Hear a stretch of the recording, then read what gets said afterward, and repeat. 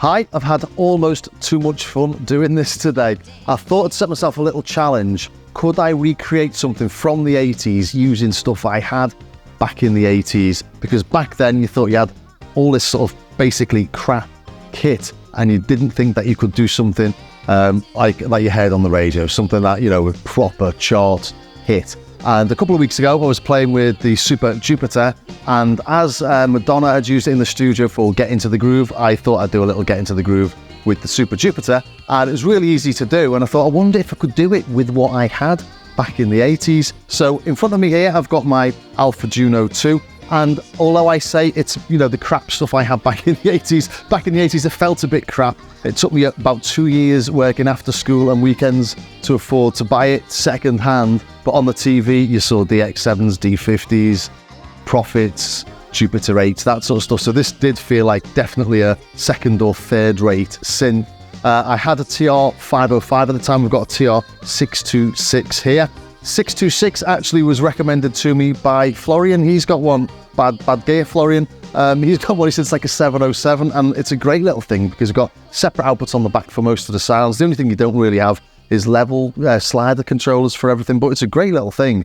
But again, second tier, everyone else was buying 808s and 909s. And then as far as reverbs go, I did have this thing here, and I was hoping to use this today, but I've realised I've lost the power supply. The power supply's got this really strange 3-pin thing in it, so I think that's dead in the water, never to be used ever again, to be honest. So I'm using this Otto Bam. It's a 12-bit reverb, so 12 bits, same as the Alesis, so, you know, similar-ish, but actually it's a lot better quality, but near as I could get. And also I'm using the MPG 50 from Retroactive, so once you've got something like this, it massively opens up the Juno 2, which makes doing stuff like this really quite simple. So I thought I'm going to try and recreate Into the Groove, but using 4-track methodology. So I did have a 4-track in the day. So this is really simple. It's got drums, it's got a bass line, and it's got a few synth lines as well. It's got a little bell, it's got a resonance sweep, and the main sort of poly pad tone. And that's it, plus the vocals. So you got drums, 4 synths, and a vocal. So if you start bouncing stuff down, you can easily get this onto a 4-track. So what I thought I'd do is put the drums on one track, the bass on another, the main poly on another track, and the vocals on the 4th track, and then put the bells and the resonance sweep and stuff so almost hidden in other tracks, but it gave me a lot of control over the kick, the drums, the bass, the main lead, and the vocal. So we'll start off by taking a look at the drums. These are really simple drums. This is a little 4-bar loop that just repeats and repeats and repeats. On this, I've got the kick coming out separately. I've got the snare going into the Otto Bam, so that's the reverb. And then there's a tambourine and a clap, and they're coming out of the main output. There isn't a separate output for the tambourine and the clap, although there seems to be outputs for everything else, except the ones I wanted. But I'd like to have put the clap through the reverb as well, but can't be done. So if you have a listen,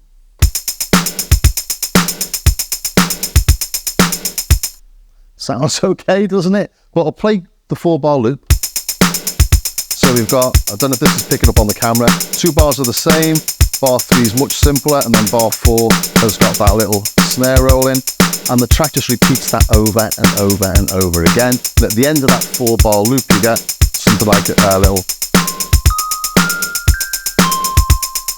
just a little bell. I've just pulled up the bell that I've got on the Juno 2. It sounds a little bit anemic. I want it a little bit brighter, so if I play all that together,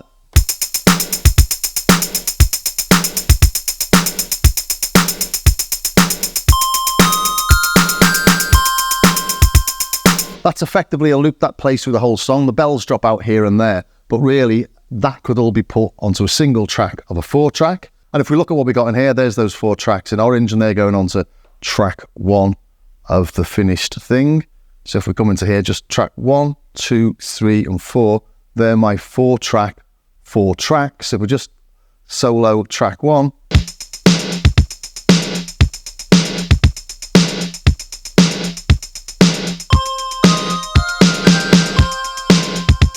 add the others so you can hear what happens. Actually,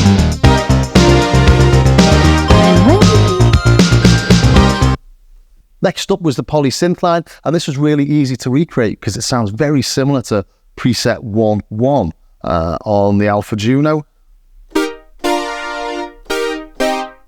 It's not identical. I'm not trying to make this identical to Madonna's track. I'm not trying to get it to sound exactly the same. I'm just seeing if I had the skills, could I have done a demo that was equivalently good back in the day, really.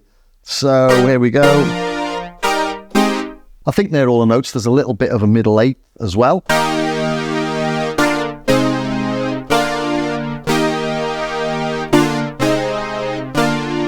So that's two nice little simple synth lines, both using the same sound.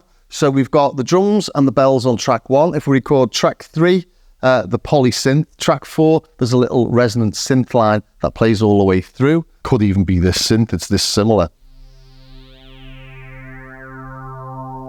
It just bubbles along all the way through. So recording that onto track 4, the polysynth onto track 3, and then bounce those two down onto track 2, gives us control of the synth sounds and the drums. And then onto track 3, we then record over what we've already done, and we put the bass. So the bass is a really nice little bass, actually. So come into synth bass 1 on the Juno 2. It's almost there, the sound, but it's a little bit too resonant. If we take the resonance off, and let's get rid of the velocity sensitivity. So.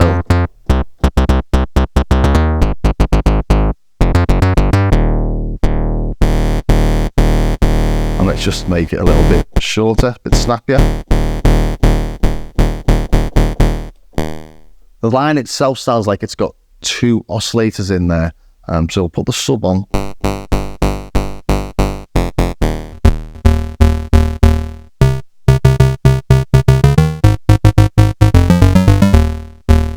Sounded a little bit too fluty. Let's add some pulse.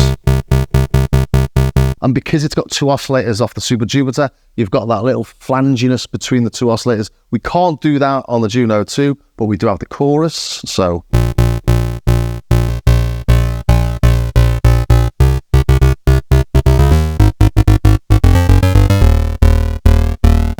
Not bad.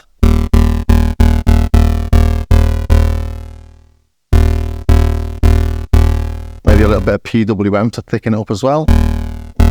So.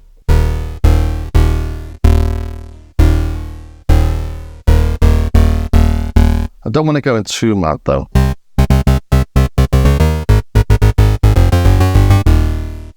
Let's see what that sounds like with the drums. So I've recorded the MIDI here. Keep it nicely in time.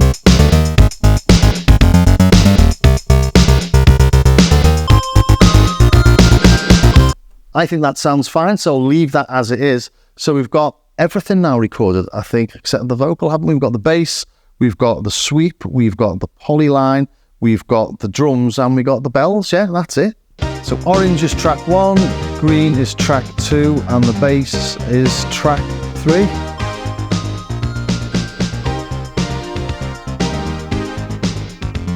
And I've put a little bit of a tape wobble thing on there from Plugin Alliance, just to give it a bit of a vintage feel.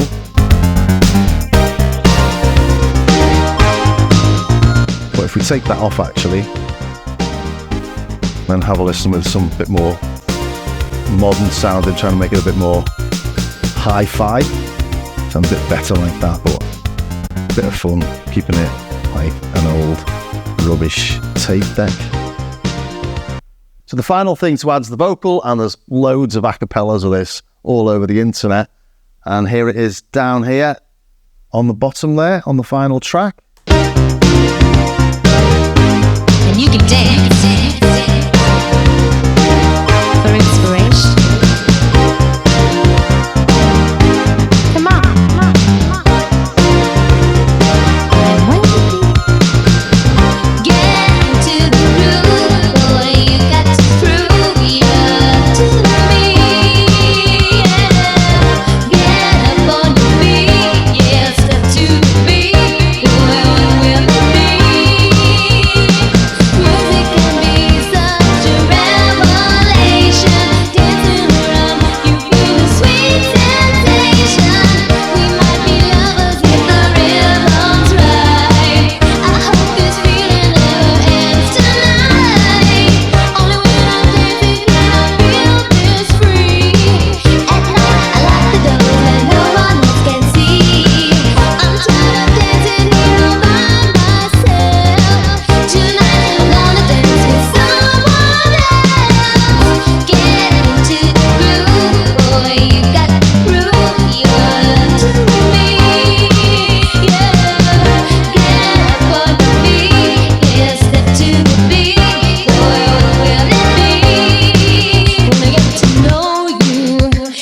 If only my teenage self had the nous to do stuff like that, I might not be sitting in my kitchen doing YouTube videos these days. Anyway, I hope you enjoyed that. That was a bit of fun. I really enjoyed it. I might do a couple more like this, actually. It does show that, you know, we obsess over having these particular bits of kit. But, you know, when it comes down to it, if you wanted to sign a record deal with Madonna back in whenever that was, like the 1980s, 83, 84, whatever, you really didn't need a big studio to do that, did you? You really didn't need the Prophet 5, the Jupiter 8, the D50 or the DX7 or whatever was around when they made that track. Don't pick me up for having my dates all skewed.